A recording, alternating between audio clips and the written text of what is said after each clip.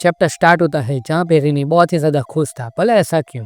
हम देखते हैं कि अंशु सेयोंग यहाँ पे एक साथ गेल एंड सनी दोनों को यहाँ पे पीट रहा था जैसे वो कोई अमेच्योर हो। अंशु भाई यहाँ पे एक मॉन्स्टर थे रेनी के अकॉर्डिंग। वो एक पंच करता है जो गेल अपने हैंड से ब्लॉक कर देता है। इन एक बहुत ही बढ़िया बैक किक सनी के पेट के ऊपर जो वो बड़ी मुश्किल से रोक पाती है, लेकिन फिर भी वो बहुत दूर जाके गिरती है। रेनी समझ गया था कि ये बंदा कोई भी मर्जी नहीं दिखाता, सामने भले वुमन ही क्यों ना हो। जो पॉइजन उन लोगों ने तैयार किया था वो भी कुछ काम का नहीं है हंसू के ऊपर। उन सारे पॉइजन का कोई भी असर नहीं हुआ था हंसू सेयोंग के ऊपर। वो जो उससे चिल्ला के पूछता है कि पता भी है इन्हें बनाने में कितना टाइम लगता है। एंड हंसू के ऊपर पीछे से गिर चाकू से बहुत ही बड़ा तगड़ा वार कर देता है, लेकिन क्या वो असर करेगा? नहीं।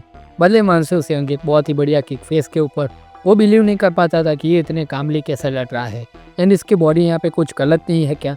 ऐसा यहाँ पे रेनी सोचने पे मजबूर हो गया था जिस तरह से हंसू सेयोंग फाइट कर रहा था। सनी ऊपर से जंप करते हुए आती है प्योर ब्लड लस्ट के साथ कि आज वो यहाँ पे हंसू सेयोंग को मार ही डालेंगी। लेकिन जैसे हंसू सेयोंग का नाम है वो ऐसा काम भी कर रहा है।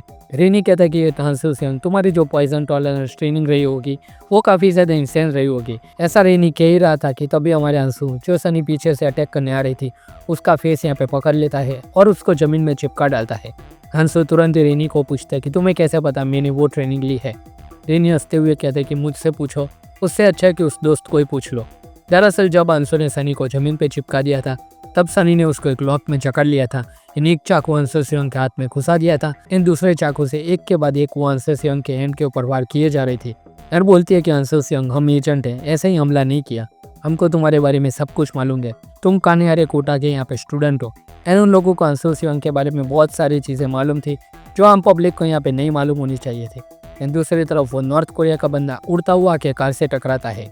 ये काम किसी और का नहीं डेसिक का था। वो बड़े चौड़ से कहता है कि बस इतना ही दम था तेरे में। वो बंदा चाकू निकालता है डेसिक को मारने के लिए, लेकिन डेसिक तुरंत ही भागते हुए आता है एंड वो चाकू उठाए उससे पहले उसे उड़ा देता है और उसको बोलता है कि भले तुम नॉर्थ कोरिया के न्यू जनरेशन से हो। वो भी सोच में कि साला ये कौन है और इतनी फास्ट ये कैसे इधर तक पहुंच गया। तभी डेसिक गन दिखाते हुए कहता है कि भाई जो एरिस है वो यहाँ पे बहुत ही ज़्यादा स्ट्रांग है और तुम हम लोगों को अब लुक डाउन नहीं कर सकते from existing generation to new members. And वो पूछता है कि सही कहा ना मैंने? वो बात उसने दोस्तों सेयोंगो के लिए कही थी जिसकी हालत बहुत ही ज़्यादा खराब लग रही थी, लेकिन उसने अपना काम यहाँ पे बखूबी तौर पर यहाँ पे निभा दिया था। सेयोंगो गन रिलोड करता है। इन कहता है कि इट्स टफ। वो खुश था कि डेसिक ने उसको पकड़ लिया था क्योंकि वो बंदा उन लोगों का लीडर था। सेयोंगो ने अब तक यहाँ पे लर्न ऑफ बाइटिंग आर्ट नहीं सीखा था। डेसिक कहते हैं कि कोई बात नहीं, अभी तुम्हारे पास परफेक्ट अपॉर्चुनिटी है। नॉर्थ कोरिया वाला भी सोचता है कि जब साला इन्होंने कहा था कि सब पागल हैं उनकी टीम में तो वो लोग मजाक नहीं कर रहे थे। इधर डेसिक एंड सेयोंगो यहाँ पे अपनी पूरी मस्ती में यहाँ पे मस्त है और यहाँ पे चिल्ला रहे थे कि training like real life, training like real life. तभी उन दोनों को यहाँ पे वेल डन कहता है कोई। वो दोनों शौक में थे कि कौन बोला, लेकिन मैनेजर किम और मैनेजर नाम ने वो बोला था। वो यहाँ पे वापस आ गए थे उस बंदे को पकड़ने के बाद। यहाँ पे बताते कि जैसा हमारे सीनियर से एक्सपेक्टेड था उन्होंने भी अपना काम यहाँ पे कंप्लीट कर दिया। मैनेजर किम तुरंत पास आके कहते कि तू वो है जिसने वो ड्रग का काम संभाला था जो हिकारो कुरोदा के पास थे। सही कहा ना? अगर तुम्हारे पास एंटीडोट है तो हमें दे दे चुपचाप। वो कहता है कि नहीं, वो मैं यहाँ पे बाद में लेने वाला था, मैं डिटेल नहीं जानता, लेकिन इतना पता है कि जिसने वो बनाया है वो वर्ल्ड लीडिंग पॉइजन में यहाँ पे एक्सपर्ट है। वो हॉरिबल एंड बहुत ही ज़्यादा डेडली पॉइजन है। वो बताता है कि तुम यहाँ पे अच्छा है कि गिव अप कर दो क्योंकि तुम मर्सिनरीज लोगों का काम नहीं है इस बात को संभालना। अभी भी यहाँ पे टाइम लिमिट है 4 आवर। जैसे ही ये यहाँ पे सुना मैनेजर किम कहते हैं ओके ठीक है, फिर तो जो तुमने वर्ल्ड क्लास स्किल की बात की है कैसा मेडिक यहाँ पे आ रहा है।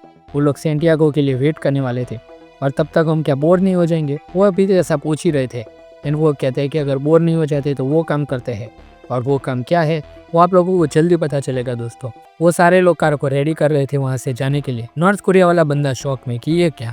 तभी मैनेजर किम कहते हैं कि बहुत टाइम हो गया, जिन्होंने अभी अभी एरिस ज्वाइन किया है इन्होंने वो नहीं किया है शायद, लेकिन मेरे पास वो टैलेंट है breaking the spirit again and again. अगर इसको थोड़ी देर करें तो वो लोग इसे यहाँ पे जो चाहे वो बुला सकते हैं। Troop training. क्या तुम ये जानने के लिए क्यूरियस नहीं हो कि मैं उस साइड पे था जहाँ पे तुम अभी हो और यहाँ पे मेरे एनिमीज की साइड मैंने कैसे ज्वाइन कर ली? कार में बैठ के मैं तुम्हें सब कुछ बताऊंगा। एंड इस टाइम पे मैनेजर किम का जो लुक था वे देख के दोस्तों भाई साहब बहुत ही ज़्यादा मज़ा आ गया। ये लुक यहाँ पे बहुत ही ज़्यादा स्कैरी था उस नॉर्थ कोरिया वाले बंदे के लिए। वो चिल्लाता है कि वेट वेट। शंगो कहता है कि मुझे पता है क्या होने वाला है। नाम कहता है कि ईजी नहीं है, PTSD वॉन्ट को वे ईजीली। लेकिन अगर सोचे तो क्या सासा ने वो ट्रेनिंग कंप्लीट कर दी थी क्या?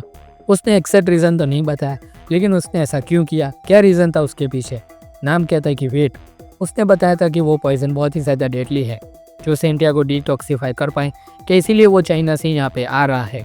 अभी थर्ड ग्रुप के पास वो पॉइजन है। ही इज़ बिलीव्ड कि उन्होंने अटैक किया है स्पेशल फोर्सेस के ऊपर और वहाँ से भाग गए हैं। सो अगर हम लोग यहाँ पे बाहर हैं और वो पॉइजन कोरिया के अंदर चला गया तो यह क्या डेंजरस बात नहीं है। और हम अंसू सियोंग के ऊपर वापस आते हैं जो यहाँ पे शॉक में था कि वॉट। रेनी ने उसके सामने यहाँ पे एक फ़ोन रख दिया था एंड कहता है कि नहीं सुना क्या, लेट्स मेकअप, तुम्हारा एक बेटा एंड वाइफ है, सही कहा ना। वो ब्लैकमेल करता है अंसू सियोंग को उसकी फैमिली के बारे में सब कुछ बता के कि तुम लोगों ने आज सुबह में, उससे लेकर स्मॉल से स्मॉल डिटेल तक उन लोगों को सब कुछ मालूम था। अंसू कहता है कि क्या फैमिली को तुम यहाँ पे थ्रेट दे रहे हो। वो कहता है कि एजेंट का सबसे बड़ा वेपन इन्फॉर्मेशन है। रेनी कहता है कि ये धमकी है, लेकिन ये सिंपल थ्रेट से यहाँ पे ख़त्म नहीं होगा। अपने ओपोनेंट का हर एक मुंह को जान लो, इससे बड़ा एडवांटेज कोई नहीं हो सकता एक एजेंट के लिए। भले ही यहाँ पे सामने वाला ओपोनेंट कितना भी स्ट्रॉन्ग क्यों ना हो, as long as they are human they are weakness, and अगर वो वीकनेस को तुम जान लो तो तुम उसको तोड़ सकते हो। एजेंट जो प्रॉब्लम सॉल्व करता है उसके फंडामेंटल्स बियॉन्ड पावर होते हैं। It is information most basic and core of psychological warfare. रेनी कहता है कि तुम्हारे फैमिली में एक है जिसने वो पॉइजन ले लिया है। टाइम लिमिट है यहाँ पे 4 आवर एंड तुम ऑफिसर हो एरिस के तो हम एंटीडोट बना सकते हैं, लेकिन जो बंदा यहाँ पे बना सकता है वो चाइना की टूर पे है। अंसू पूछता है कि क्या चाहते हो तुम लोग। वो कहता है कि हमारी साइड आ जाओ, और अगर तुमने हमें यहाँ पे इधर मार भी दिया तो कोई भी नहीं जानता कि क्या होगा तुम्हारी फैमिली के साथ। अरोरा यहाँ पे पूछ रहा था कि कौन है सबसे ज़्यादा वर्थ, जो हमारे प्लान को रोक सकता है, यानी एरिस को रोकने के लिए कौन सबसे बड़ा एनिमी है हमारे रास्ते में, जिसका फैमिली बॉन्ड बहुत ही ज़्यादा अच्छा हो तो वो उसकी सबसे बड़ी वीकनेस होगी। तो हम अंसू सियोंग के ऊपर सबसे पहले जाएंगे। वो पहले भी अपने बेटे की वजह से बहुत टाइम फंस चुका है। उसकी वाइफ यहाँ पे रिटायर्ड एथलीट है, उससे ज़्यादा कुछ नहीं। बिसाइड ताइवान टियन इंसिडेंट वो कंट्रोल खो बैठा था और अपने ही कलीग से यहाँ पे उसने फाइट कर दी थी। सो चलो सबसे पहले उसके ऊपर यहाँ पे वार करते हैं। फिर से प्रेजेंट में यहाँ पे रेनी कह जाए कि सच कह रहा हूँ, ये पॉइजन बहुत ही ज़्यादा लीथल है ऑर्डिनरी लोगों के लिए, और तुम पर भी ये पॉइजन असर तो कर रहा है, लेकिन तुम यहाँ पे इतने पॉइजन से मारे नहीं जाओगे, सही कहा ना। हमने एक्सपेक्ट किया था कि तुम्हारा चांस यहाँ पे हाईएस्ट है, लेकिन उन लोगों को जिनको हमने टारगेट किया है सबको हमने ये मौका दिया है। इसी बीच सेम डेक पे वापस आते हैं जिसके हाथ में उसकी बेटी गोल्ड का यहाँ पे जैकेट का फोटो था जिसमें 4 आवर लिखा हुआ था। वो पूछता है कि व्हाट।